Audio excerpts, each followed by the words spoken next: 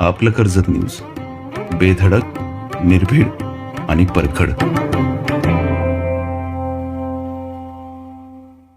कर्जत शहरातील वाहतूक समस्या सोडवण्यासाठी आज कर्जत नगर परिषदेच्या सभागृहात कर्जत शहरातील रिक्षा, टॅक्सी चालक मालक यांना चर्चेसाठी बोलवण्यात आले होते.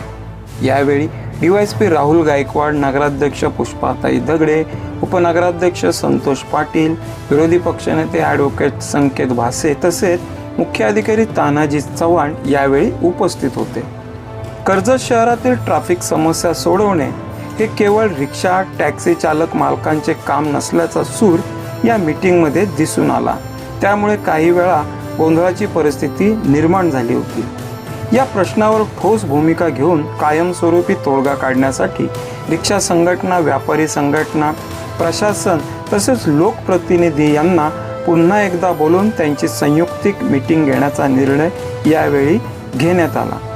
या प्रश्नांविषयी टॅक्सी चालक व रिक्षा चालक यांची नेमकी भूमिका काय आहे हे आपण व्हिडिओच्या माध्यमातून समजून घेऊया.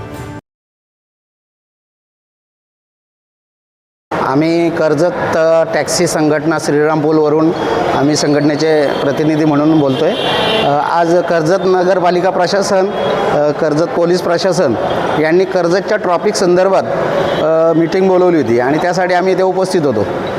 यामध्ये वास्तविक जी प्रामुख्याने ट्रॉफिक होते त्याच्यावर काहीतरी पर्याय काढावा म्हणून त्यांनी बोलवलं होतं. कर्जत तालुका कसा विकसित होईल किंवा पर्यटन तालुका म्हणून घोषित दिले यासाठी प्रयत्नशील आहेत आणि त्या दृष्टीने आज इकडे तळागाळातील लोकांनी किंवा स्थानिक भूमिपुत्रांनी फार्म हाऊसेस बांधलेत आणि कर्जतचं निसर्गात वाढ केली, तर त्यामुळे पर्यटक आकर्षित होऊ लागले आणि आज तो लोड या ठिकाणी येऊन राहिला आहे. तर की त्यांना पर्यायी ट्रेनमध्ये आलेल्या प्रवाशाला त्या फार्म हाऊस अगदी डोंगर दऱ्या कपाऱ्यात असणारा फार्म हाऊसकडे जाण्यासाठी आमची टॅक्सी संघटना असेल किंवा छोटी ॲटो रिक्षा असेल यांचाच पर्याय आणि त्यामुळे ती वर्दळ शनिवार रविवारी जास्त असल्याकारणाने आणि त्याचप्रमाणे कर्जत तालुका हा बाजारपेठ आहे, मुख्य बाजारपेठ असल्यामुळे स्थानिक ग्रामीण भागातून येणारा नागरिकसुद्धा तिथेच येत असतो. त्याच्यामुळे गाड्यांची वर्दळ भरपूर होत असते.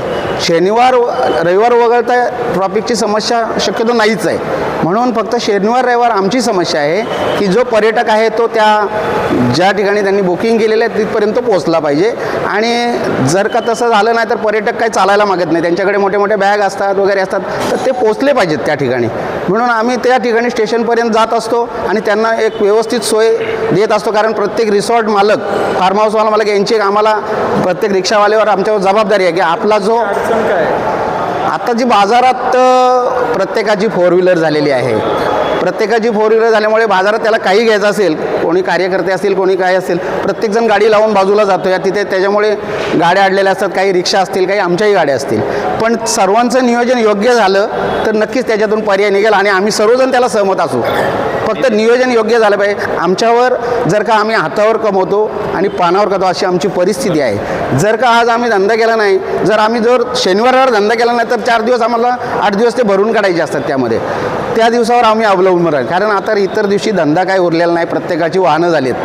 त्यामुळे कुठेतरी पर्याय व्हावा ही आम्ही जर तिकडे गेलो नाही तर आमचा धंदा आम्हाला मार खाईल, आम्हाला ठप्प बसावं लागेल. बाजारपेठमध्ये तुम्ही येताय तर त्याला कोणी विरोध केला? बाजारपेठमध्ये विरोध असं होते की काही रस्त्यावर ज्या हातगाडी युनियन वगैरे आहेत त्यांची आगदोर, म्हणजे त्यांना जो पट्टा दिलेला आहे त्याच्यापुढेही त्यांचं काही सामान लागलेलं असतं, त्याच्यापुढे त्यांची एक मोडकळी झालेली गाडी विनाकारण ती उभी असते, त्याच्यामुळे बाहेरून येणारी गाडी अजून त्याच्या बाहेरून चालते, समोरून नो एंट्रीमध्ये येणारे काही वाहन चालक आहेत ते घेऊन येतात, त्याच्यामुळे पर्यायाने ट्रॉफिक होते. तुमचं म्हणणं असं आहे की काही रिक्षावाले जे आता जे नवीन परमिट आहेत त्यांना स्टँड नाही आहे, त्याच्यामुळे काय होतं त्या रिक्षा मधल्या बाजारपेठेत किंवा बाजारामध्ये इतरत्र कशाही लागलेल्या असतात. जर उद्या समजा नियोजन झालं तर ह्या रिक्षावाल्यांना तुम्ही कुठे ॲडजस्ट करणार? अशा किती रिक्षा आहेत? अशा किती आहेत अजून ह्याच्यावरती आपण काय सर्वेक्षण नाही केलं, त्याचं आपण पाहिजे माहिती घेऊ. अशा किती रिक्षा आहेत की त्या नुसत्या फक्त कर्जत शहरामध्ये फिरते आहेत, त्यांना प्रॉपर स्टँड नाही आहे. अशा रिक्षांचा आपण एक सर्वे करून त्यांचा एक्झॅक्ट आकडा आपण काढूया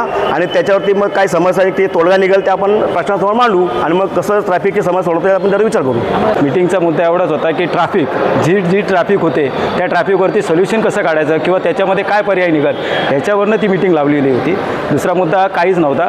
पण आम्ही जे मुद्दे मांडले त्यांना की आम्ही जे सांगितलं की तुमचं प्रशासन ह्याला पूर्तता कमी आहे. ट्रॅफिक हवालदार तुमचा हजर नसतो.